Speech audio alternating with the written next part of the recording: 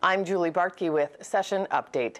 Acknowledging Minnesota's strong support to its military and raising awareness for the Navy's newest submarine, the USS Minnesota, Navy Commander Brian Tanaka led a small group around the Capitol and also in a short news conference. Thank you, everyone, for taking some time to come this afternoon. We are very pleased to have the commander and the cob, or chief of the boat, of the USS Minnesota here at our state capitol, our namesake boat in the fleet. I think, as most know, this is only the third ship in the state's history to bear the name Minnesota. A small piece of trivia is that only two are named after the state. The first was the frigate that served in the Civil War, which was actually part of a line of ships named after rivers, so it was the Minnesota River versus our state.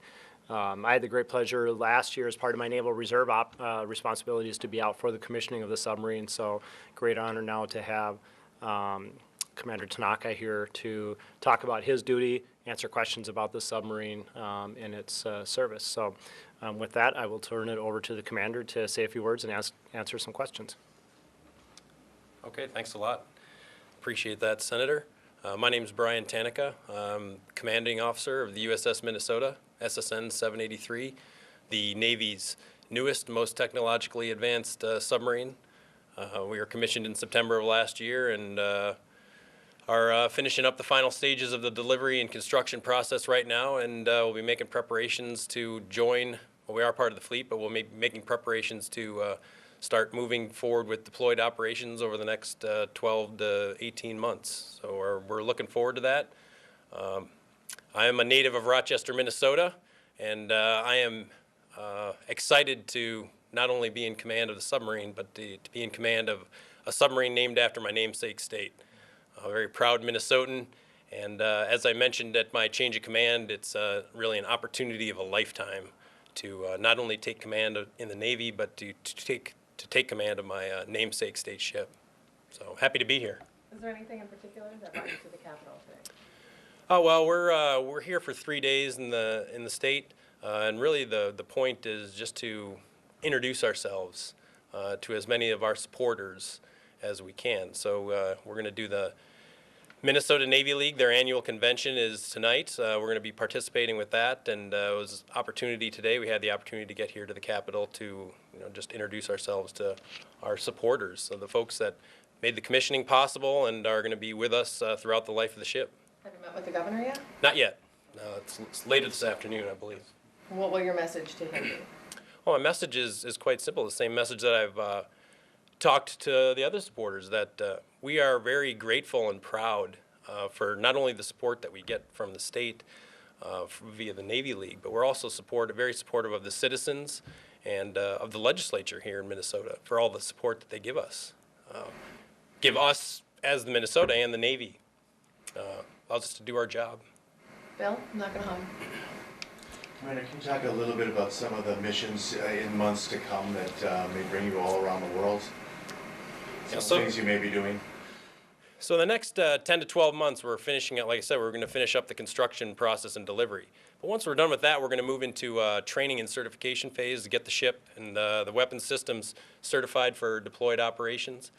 And then we will move into the deployment preparations period, which is a period of about 6 to 12 months, which completes the training and certification cycle and then places us in a deployment ready status, which allows us to be assigned to forward locations around the world in support of national security objectives.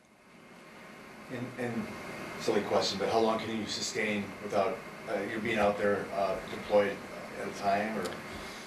So the submarine has an so we're a nuclear powered submarine. So the only thing that limits us when we're underway is our food supply. We carry about anywhere from 60 to 90 days worth of food on board, and that's really our only constraint. I've got to imagine your crew is anxious to get going. Oh yeah. I mean, so right now we're in this, like I said, this modernization phase. So we're not actually out operating the ship right now. So the cob and I have only been on board for a month. My chief of the boat, he's only been on board for 2 months. So I haven't had a chance to actually take the ship underway yet. So I am very excited to take the ship underway, and my crew are some of the most excited and capable young individuals I have ever seen in my career. I'm very proud to serve alongside with them, and I know they are ready to exercise their talents and their abilities to their maximum capacity. Well, you mentioned this is technically the most advanced submarine in the United States fleet currently. Can you just give us a flavor for why that is? Well, it's the Navy's newest submarine, and part of the process that we're going through right now is we're being upgraded with the latest technological advances in the Navy in the terms of our tactical, I guess the best word probably would be tactical weapons systems. So we're being outfitted with the latest in commercial and military technology that will give us great capability and flexibility to do our job any place, anywhere, or any place, anytime, really. Can we introduce the chief of the boat? Yeah, I'd like to introduce Steve Williams, Senior Chief Electronics Technician Steve Williams. He's my senior enlisted advisor on board. Advises me in all matters related to the crew. So that's basically my job. But right now, I think being here in Minnesota is a big, important part of the job, which we're trying to enhance crew morale. As one of my jobs is to keep the passion, the fire in the guy's belly, and be proud of where they're working. And I've never seen a state support any ship, any submarine, more than USS Minnesota. And I've been in the Navy almost 23 years, so hopefully that says a lot. So what we're going to take back to the ship is we're going to communicate all the support that we've seen out here and bring that back to the crew. We are in the shipyard at this point, like the captain said. So we're focused on maintenance right now. Sometimes it gets a little monotonous. So we're coming up with new ways to keep the crew engaged and to keep that pride and ownership of the ship. I have a really stupid question, but it's a gee whiz question. No stupid questions. there's no such thing as a stupid question. This one might be, but how deep can you dive, and how long can you stay down? Can you give the average person kind of a feel for that? Well, some of the numbers, Well, we can't tell you the exact number for diving. Deep is pretty deep. Just the whole maneuverability of the sub, it's the high class. Is it distinguish itself from the other subs? Without getting into anything, it's just a world-class submarine. It is the quietest submarine, and that is a lot of there was a lot of engineering design that went into forward thinking on the sound side, on the sound silencing and stealth side. So that's only one area where we're well more advanced than the last class of submarines. So How large is your crew? we're at about 134 right now. So, and we don't usually bring the whole ship's complement underway. So we generally leave in 5 to 10 personnel, sometimes more, based on some of our school demands. We're constantly training in the submarine force, and that has to happen even when we go out to sea. So we'll keep some of the crew members in for school or leave. If they haven't had a chance to take some leave, we'll give them some time off. You have a home port specified for We will stay in Groton, Connecticut. Yes, sir. Can I? I'd also like to introduce Brian Scahn. He is the head of the Minneapolis Navy League. Yeah, Brian Scott, I'm actually, sorry to correct you, I'm the president of Navy League Minnesota Council. And we acted as the USS Minnesota Commissioning Committee last year. And what's interesting is the last 2.5 years, our efforts were based on the commissioning efforts, but then we realized after commissioning was done, we'd get new guys. And our commitment was to support the USS Minnesota through the life of its commissioned service, which is 33 years. And so these guys have been around just, like I said, a month and 2 months, and I attended the change of command ceremony and was able to meet Commander Tanaka out there.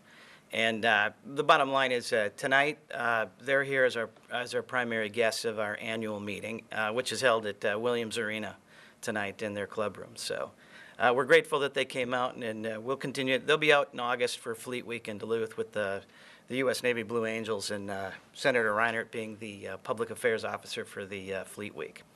So thank you. Do you mind spelling your last name, too? Right. S-K-O-N. Yes, oh, it's just S-K-O-N. S-K-O-N. My dad's a St. Paul guy. So. And I would just close with what Brian just referred to, and actually both the commander and the senior chief referenced, and that is, we in Minnesota are in the state that supports the Navy. As a member serving, I can tell you that. But one of our challenges we have is that we don't know the Navy very well anymore. If you put a matrix out in terms of favorability towards the Navy, but knowledge of, we score very high on favorability and quite low on knowledge of. We just don't have a lot of Navy presence anymore. So these state visits are extremely helpful. And as Brian mentioned, the third week of August will be Navy Week in Duluth. And some may remember there was one scheduled for Minneapolis 2 years ago, and it was canceled as part of sequestration. So there are only 6 in the country this year. In Minnesota, Duluth is having one of those. So we will have some crew from the Minnesota visiting for that. We'll have some crew from that have Duluth, Minnesota roots that are out in the fleet that will be back for it. And as Brian mentioned, the U.S. Navy Blue Angels will be the feature act. So I encourage everyone to come up to Duluth, though we will be working with Brian to have some presence in the Twin Cities leading up to that as well. So thank you, everyone. Appreciate you taking some time to cover this and ask some questions. This news conference can be found online at senate.mn/media.